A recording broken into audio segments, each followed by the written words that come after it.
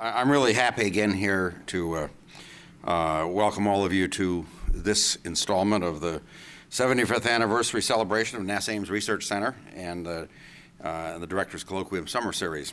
Now this is particularly, as a lot of you know, is focused on our students that are here during the summer, but it's also focused on the rest of us who, like me, I'm a bureaucrat. I don't really get a chance to hear cool stuff, so I'm looking forward to this. Today we have Dr. Josh Alwood. He's a research scientist in the Space Biosciences Division here at NASA Ames Research Center. And as I'll tell you in a moment, I'm kind of envious because he has a background kind of similar to mine. He studied physics and astronomy and, then went and did some engineering stuff. And he sort of transitioned to, biology, which I think is really important, whereas I'm too old to understand all the biology stuff. Somebody tried to tell me about cells and said, the only cells I know is when I went and visited San Quentin. But, just to kind of review a little bit, the mission of the Biosciences Research Branch is to advance space exploration by new scientific discoveries in technological developments in biology.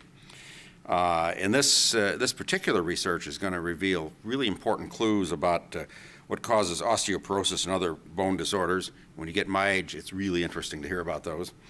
And his primary focus is examining how spaceflight and mechanical loading triggers complex changes in organisms, particularly the mammalian skeleton. He received his PhD from Stanford University. It's a junior college up the road here, for those that don't know, in aeronautics and astronautics, and his Bachelor of Science degree from the University of Florida in physics and astronomy. Another, semi-well-known place. You couldn't get into Michigan?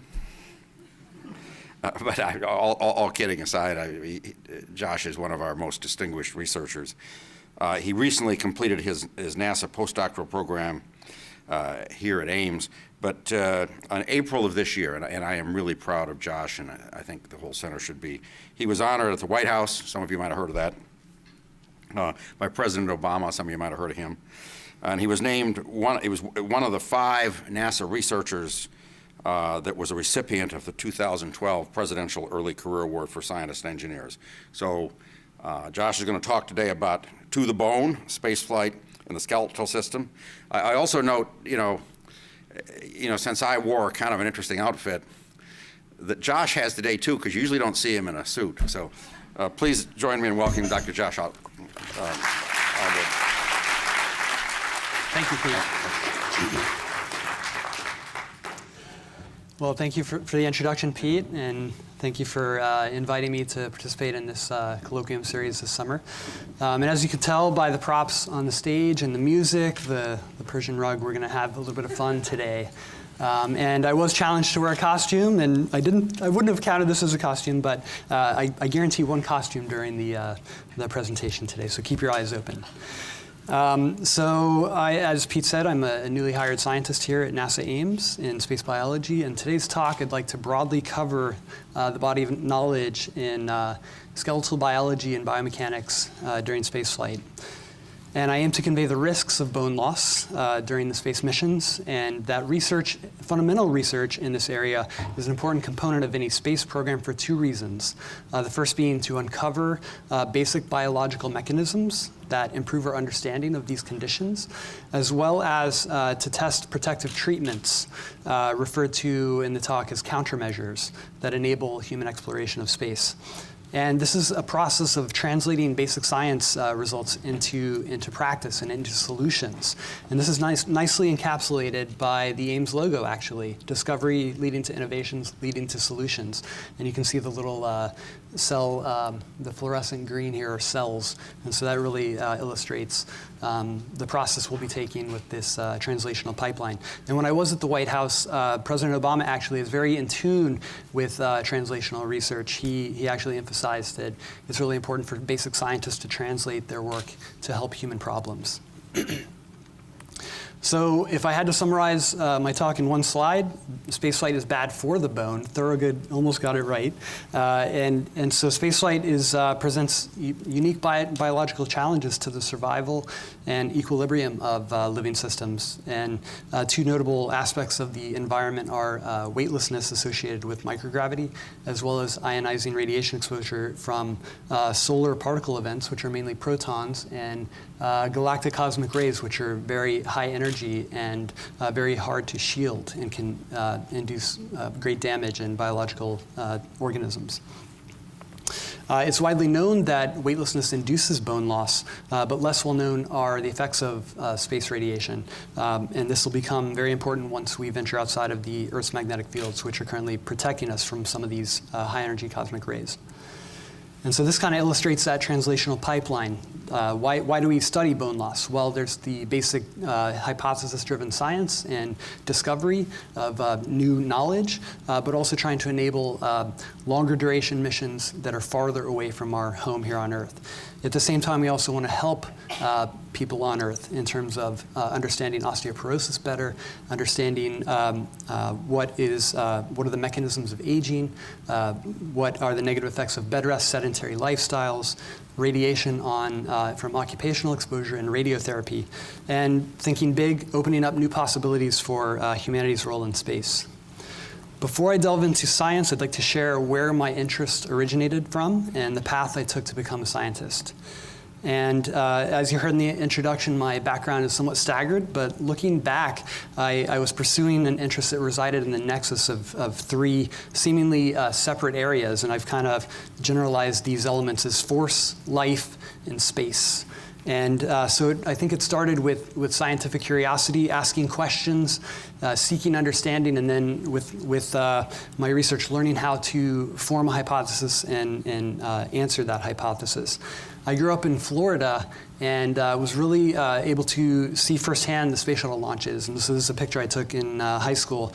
This really captivated my imagination and propelled me into studying physics and later structural engineering.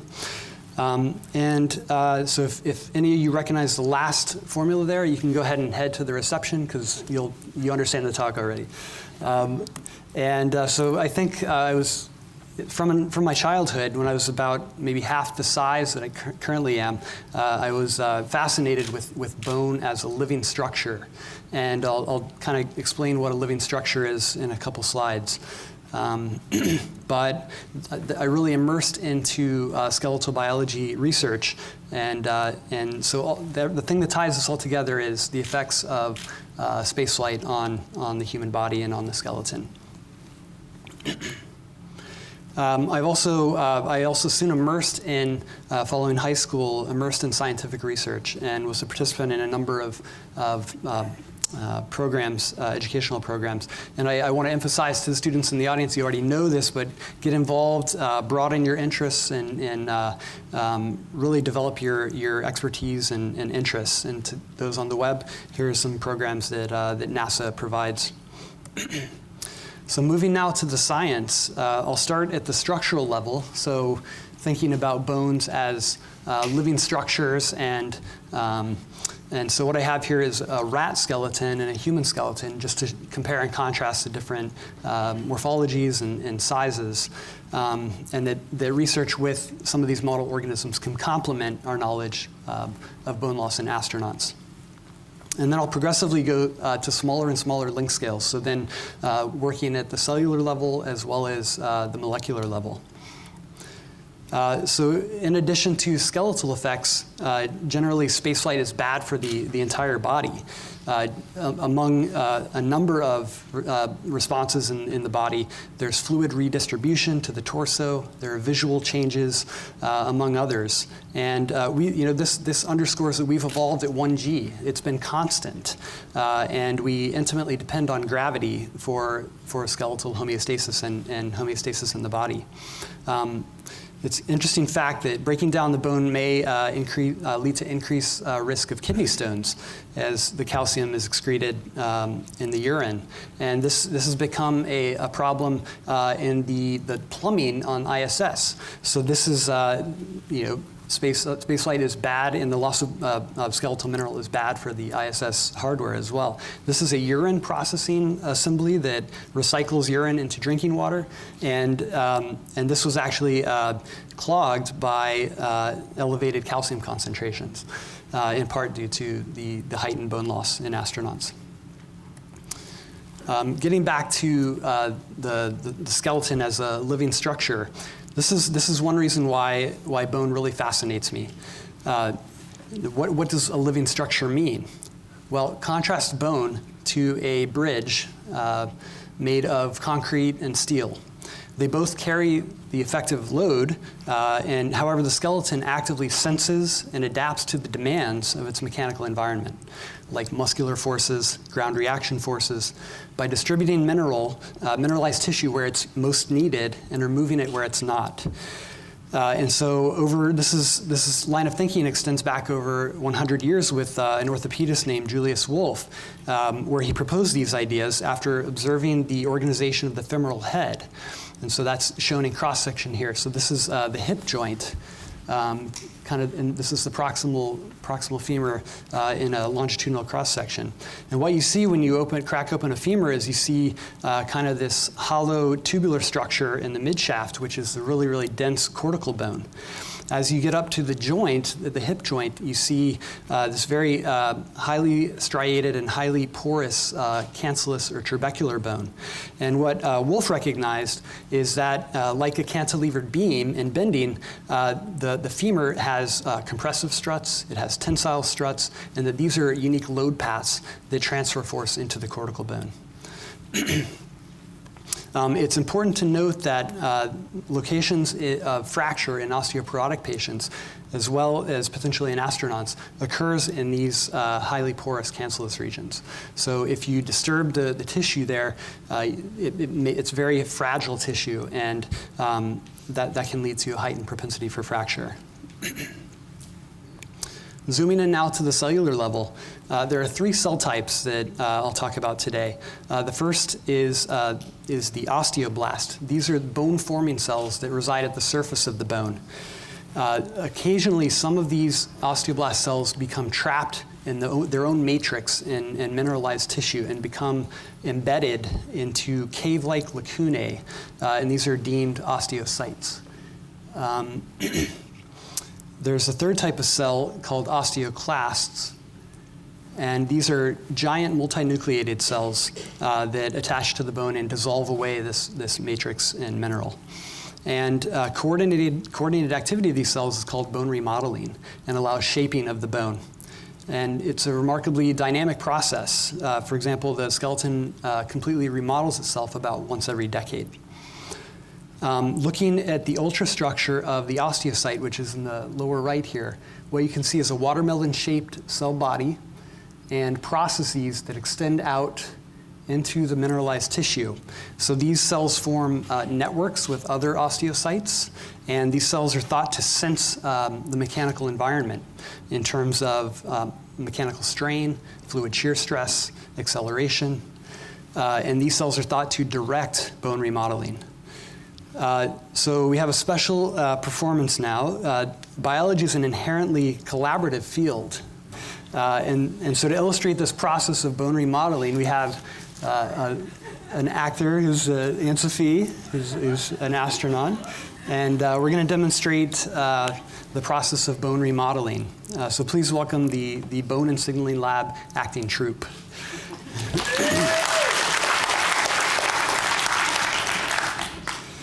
So first, we'll cover bone resorption.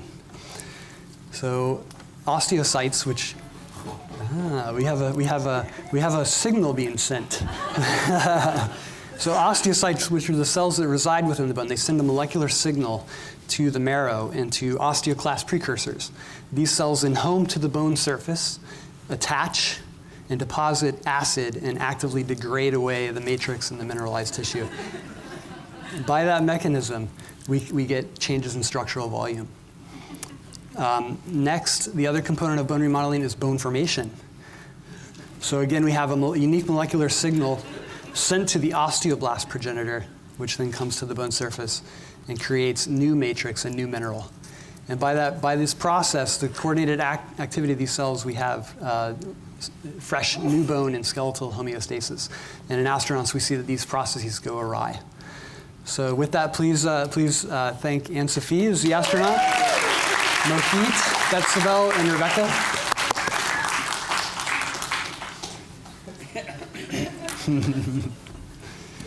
I definitely owe you all some beers after this.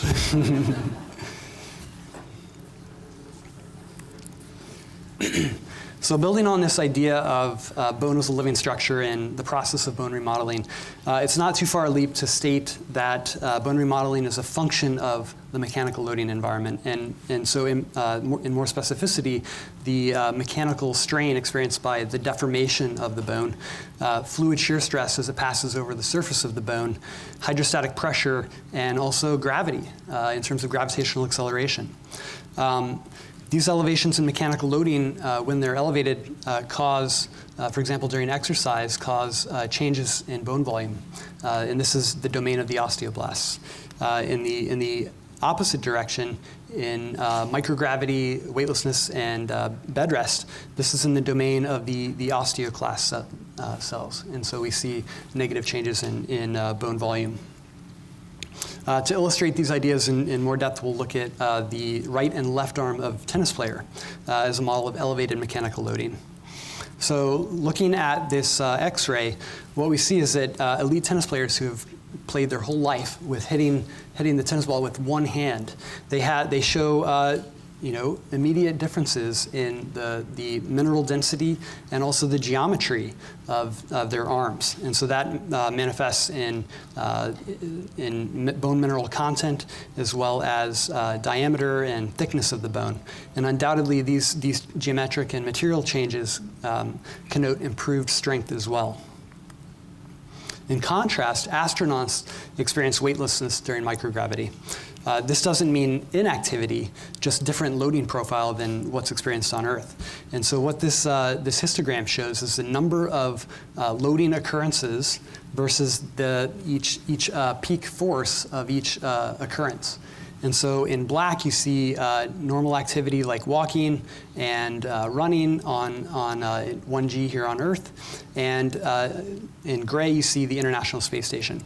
So running on the Colbert treadmill, for example, that gets a peak force of about 1.4 on ISS, 1.4 times body weight, whereas on Earth it's about 2.5.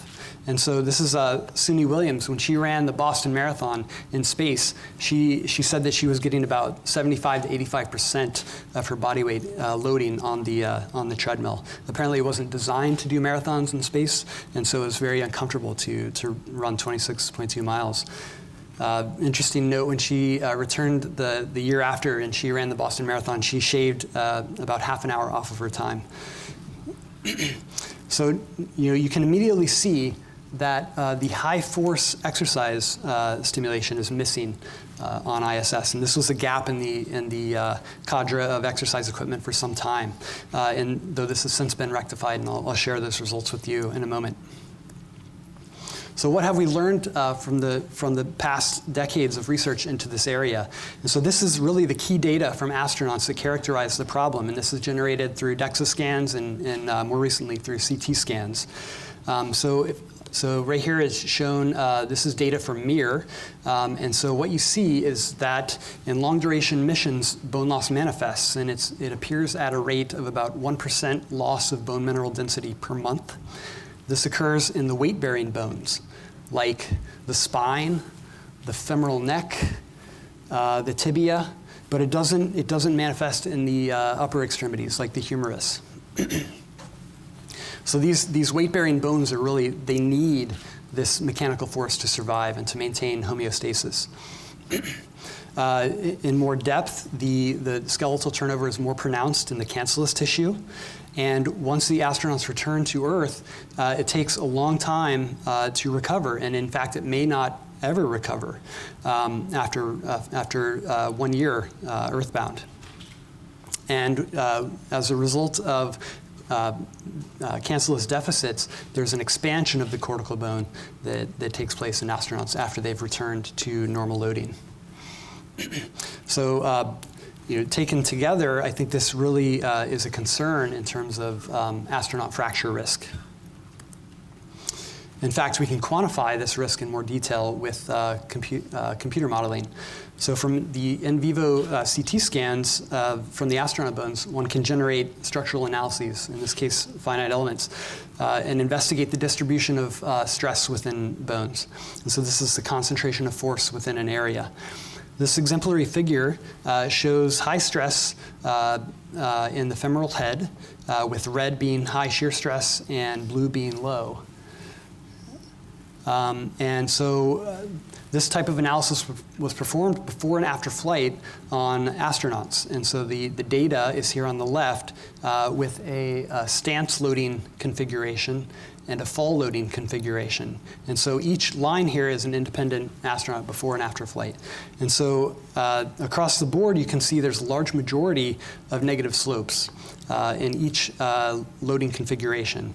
And with the stance configuration, there's about a 2.5% decrement per month in the bone strength normalized per body weight.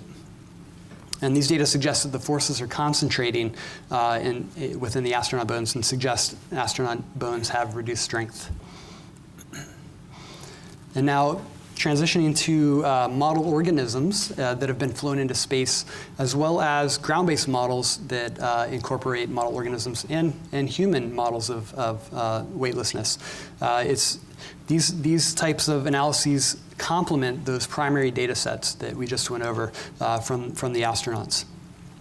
And so we can compare the data that we just reviewed and also extend our understanding and look at more fundamental biology mechanisms, look at the cellular and molecular changes that the animals or the humans are experiencing.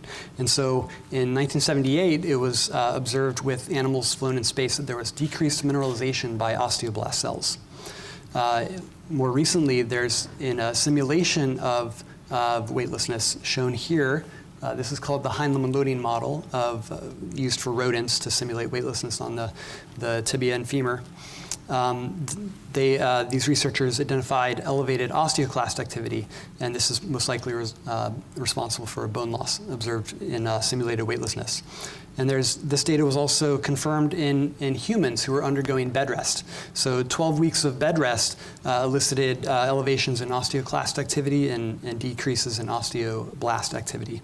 So these, thinking back to the bone remodeling, these are all really negative for skeletal structure, and this provides cellular mechanisms that underlie those volumetric changes. With animals flown in space, we can observe the skeleton with greater resolution. And so what's shown here are the pelvic ischia of ground control on the left and 15 days of spaceflight on the right. These were imaged with micro-CT by colleagues in the Bone and Signaling Lab here at Ames. And what these show is that bone loss occurred in the pelvic area through thinning of the cortical bone. And in other tissue, in the femur, it actually showed thinning of both the cortex as well as the trabecular struts. And so this is a trabecular strut on the right, and so basically just a radial decrease in that structure. And then in complementary ground-based models, this shows progressive thinning and eventually removal of these trabeculae with longer duration spaceflight. So it's a progression over the course of a couple months or weeks to months that these surface-mediated resorption starts to remove away these trabecular struts. And once they're removed, they cannot be created de novo. So this underscores kind of a structural mechanism underlying these really persistent deficits in the astronaut cancellous tissue, and why the cortical bone seems to compensate with an expansion. Additionally, bones from spaceflight animals and ground-based models have confirmed that mechanical properties and bone strength are reduced following weightlessness. Within these same mice, we asked, how are the osteocytes responding? We analyzed the space-flown bones at SLAC National Lab with a 30 nanometer X-ray transmission microscope. And so these images are pictured here, the ground control on the left and the space-flown animals on the right. And we asked whether the local tissue density was altered during spaceflight and whether the osteocytes showed any morphological changes. And the results were surprising. We did not see any tissue level density changes, but we did see the lacunae. These are the apartments of the osteocytes. These were becoming larger in terms of their area and perimeter. And these data suggest an additional method of bone remodeling in addition to the surface-mediated osteoclast resorption, namely that these bones are remodeling from the inside out. And colleagues in the Bone and Signaling Lab confirmed this remodeling phenotype with protein markers of matrix and mineral remodeling within the osteocyte lacunae. So stepping back to astronauts and introducing the idea of exercise as a countermeasure, recall that the lack of high-force exercises could be a critical weakness of underlying the bone loss that we talked about earlier. And this relatively new device, the advanced resistive exercise device pictured here, has become the first effective countermeasure at preventing bone loss experienced by astronauts. So with this device, they can get about 500 pounds of force in a squat exercise. They can do heel raises and really reintroduce this high force exercise onto the weight-bearing bones. And what the data suggest are in the spine and the femur and the pelvis, this is preventing that the bone loss that we talked about earlier. However, we're not out of the woods yet. When you look at the blood and the urine, the skeleton is in a high turnover state. So what that means is formation is high, which is a good thing, but resorption is still high. So the osteoclasts are still in an active state. So I don't think we've fully solved the problem, and we don't know at what quality the bone is that forms under this high turnover state.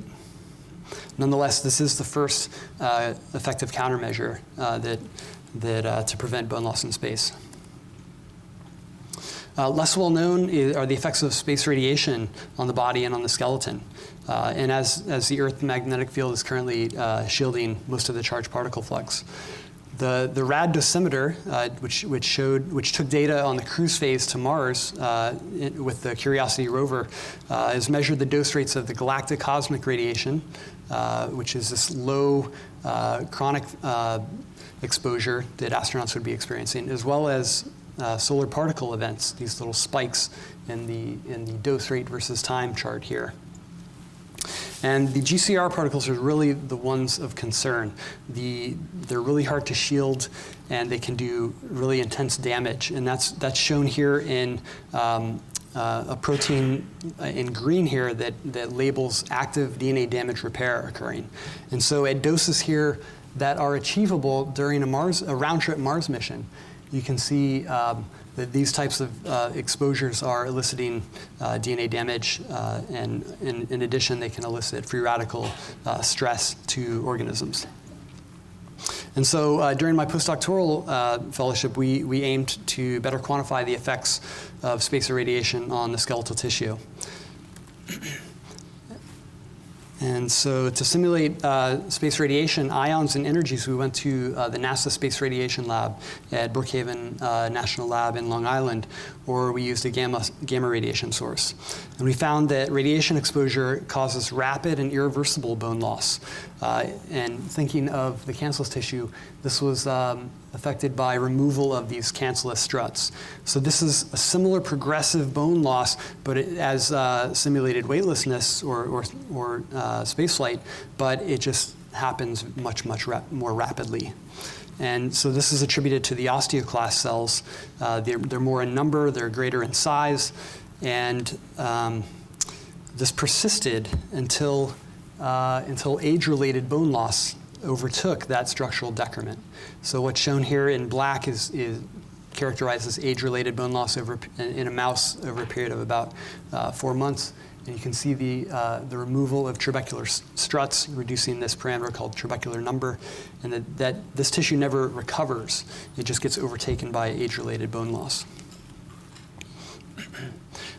Further, we performed finite element modeling on the vertebra from specimens that had been irradiated and experienced this type of removal of trabecular struts. And what we saw was that the stress in these bones concentrates within the remaining tissue in the cancellous bone.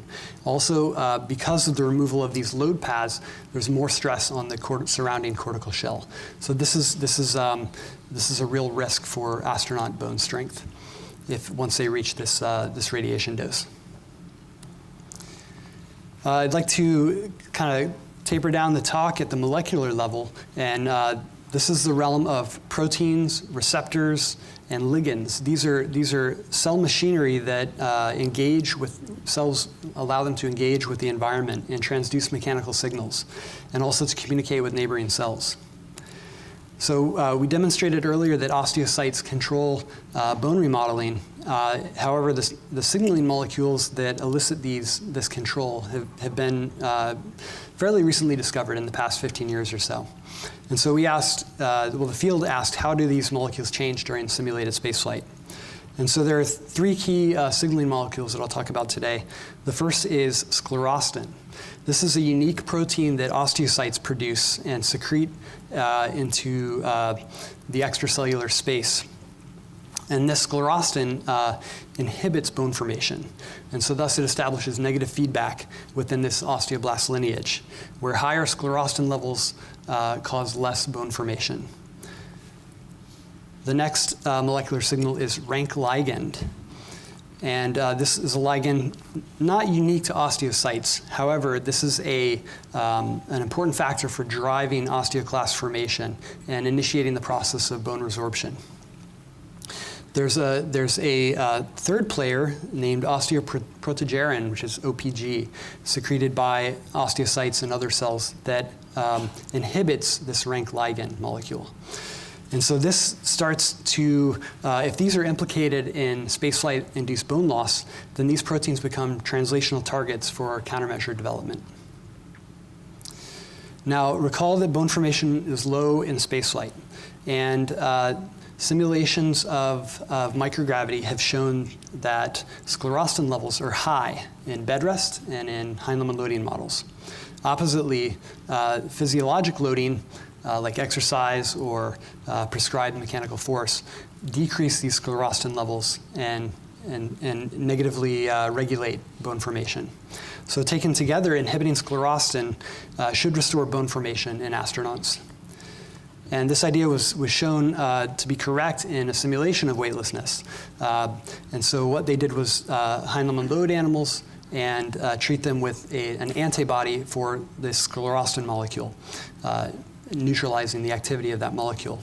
And this was shown to stimulate bone formation in the cancellous tissue and the cortical tissue and prevent the negative consequences of concentrating stress shown here in red, that weightlessness effects.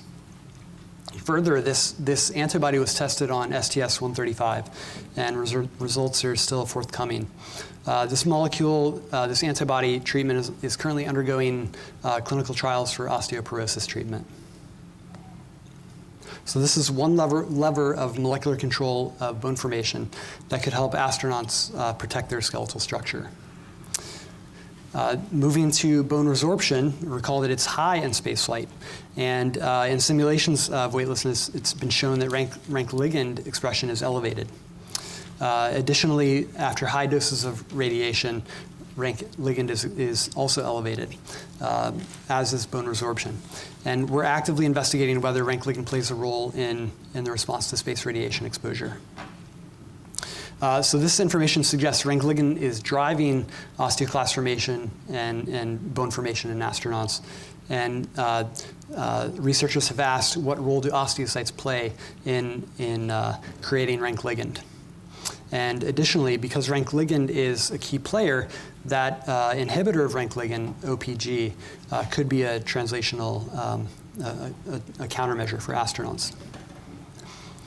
So to identify the cellular source of this rank ligand, a group out of Little Rock created a transgenic mouse model that deleted the rank ligand gene uniquely in osteocyte cells. And this is the DMP1 Cree promoter here on the right. So what their experiment shows is that, as expected, the simulated weightlessness causes bone loss. However, in these deleted, the osteocyte-specific deletion, animals were not losing bone.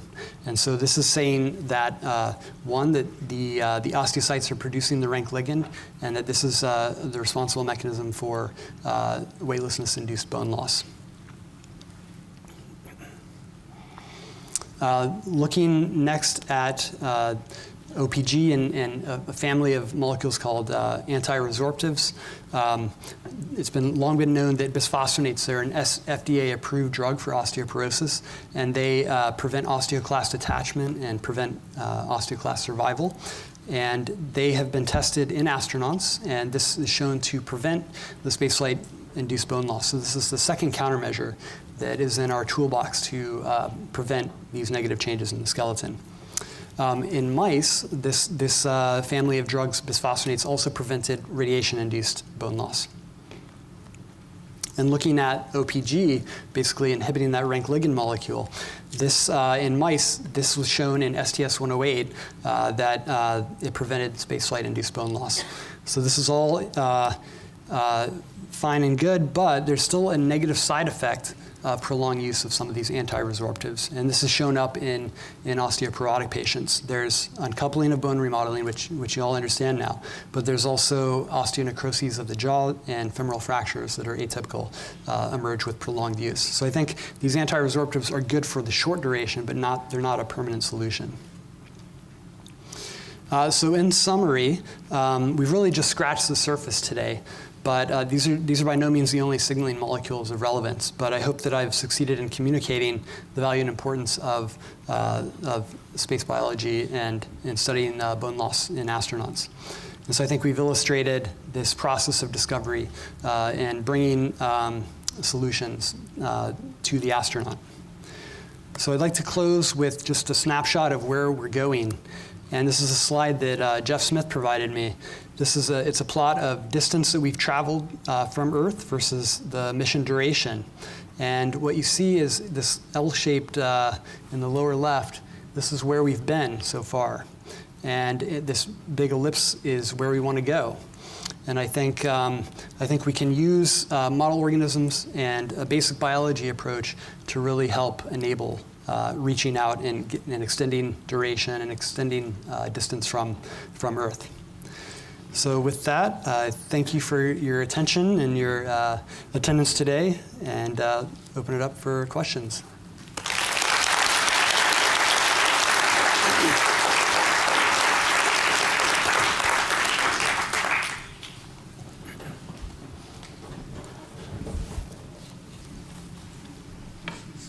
Hi, I have a question in regards to the age of the subjects that you were looking at. Are these all young mice or older mice, or have you studied different age groups? There have been, I think the original studies were with growing rats, but I think those are very keenly tuned to the mechanical environment, and those showed the first negative changes in the osteoblast. However, with adult animals, I think you see something maybe not as dramatic, but something in the same direction. Oh, and also the human bone biopsy also actually showed, these were adult humans, and that showed negative osteoblast changes as well. First, thanks for putting an O'Neill cylinder on your slides. That was nice. I had a question about calculating the biological effectiveness for GCR. I think, although I might be wrong, that almost all the data is from fairly short duration and a little higher doses, but you need to understand what low doses over long periods of time, and how is that conversion made in some ad hoc way, or is there something really solid that does it? That's a tough question. I think it's on a tissue by tissue basis, and so and it depends on what you're measuring. Are you going to measure cell death? Are you going to measure free radical generation or DNA damage? And so I think each of those, whatever you measure, is going to have a different relative biological effectiveness. And so I think most of the numbers used right now are from cell death or effective cell killing. Is that how it's done for bone?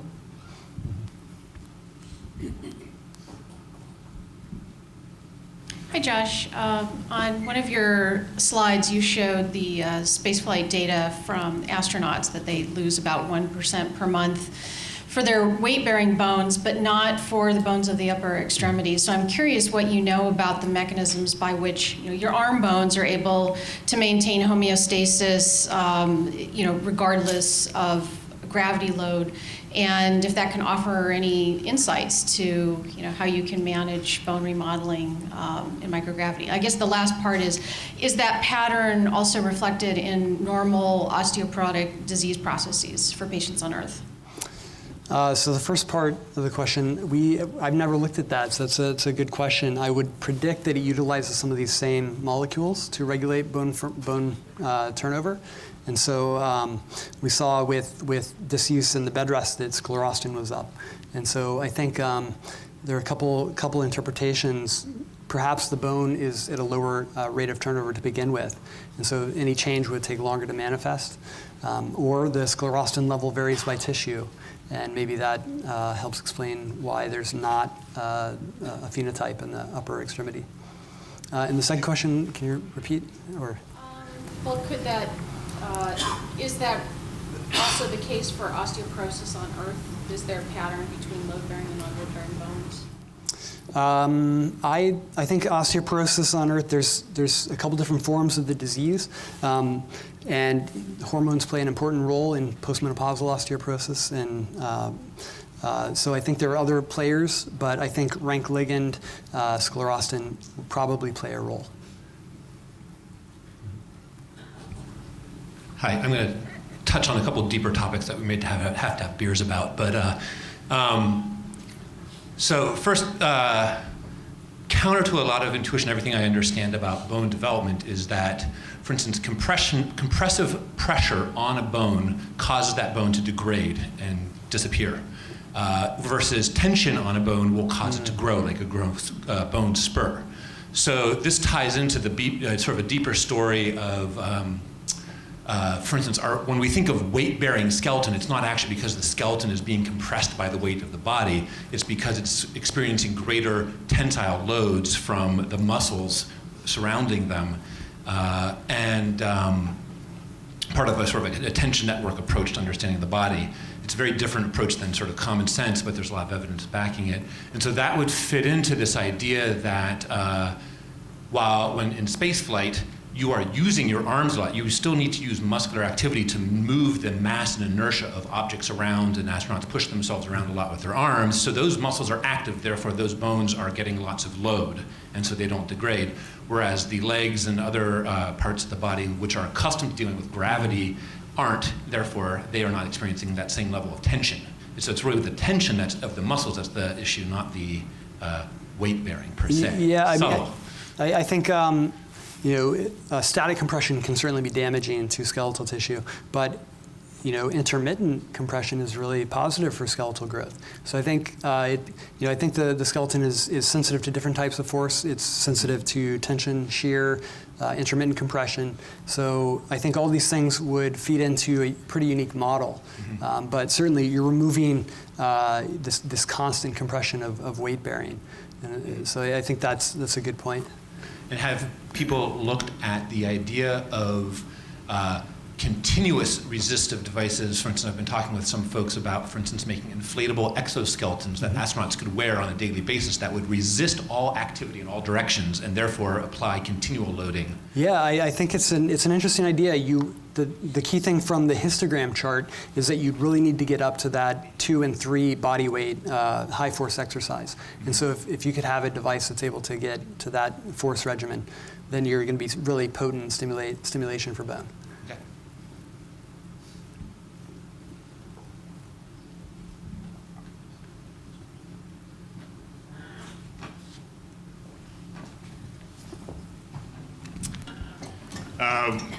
Quite a few implant manufacturers are suffering from the same kind of problems as you described with Wolff's Law. So, for example, if we install a fully new hip for a patient, the lower parts of the femur bone are going to start degrading. Have you had any collaboration with implant manufacturers or hospitals regardless of this? We have not. We have not. I mean, it's an active area of research in the field, but we've not done any direct research. So if you could please join me in thanking Josh Alwood.